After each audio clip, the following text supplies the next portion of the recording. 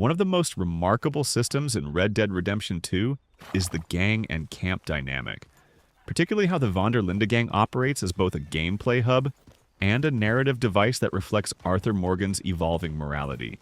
From the very beginning, the camp isn't just a resting place or fast travel point, it's a living ecosystem of characters, relationships, and responsibilities that reacts dynamically to player behavior.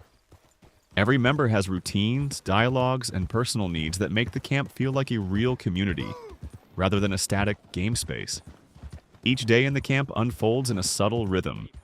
NPCs wake up, eat, work, and socialize, often influenced by Arthur's choices and the gang's honor level. If Arthur consistently donates money or helps out with camp chores like hunting, the mood improves and characters respond more positively. Conversely, neglecting responsibilities or causing chaos can make members complain or act distant. These small reactions aren't just flavor text. They reinforce the idea that Arthur isn't just a lone gunslinger. He's part of a network of relationships that carries consequences, mirroring the story's themes of loyalty and responsibility. Hunting and gathering for the camp is one of the clearest examples of this dynamic in action. Arthur's ability to contribute food and resources isn't simply a mechanical benefit. Donating a perfect deer pelt or premium meat affects the morale of the gang, with characters commenting on the quality of the haul. This system ties into the economy of the game as well, since better supplies improve the camp's amenities, which in turn can unlock new crafting options or missions. It's a feedback loop that makes Arthur's actions feel consequential beyond combat and story progression. The Von der Linde gang isn't static. They thrive or falter based on what the player chooses to contribute, creating a sense of interdependence that is rare in open-world games. The interpersonal relationships within the camp add another layer of depth. Members of the gang have unique personalities, quirks, and private dialogues that reveal their motivations, fears, and histories.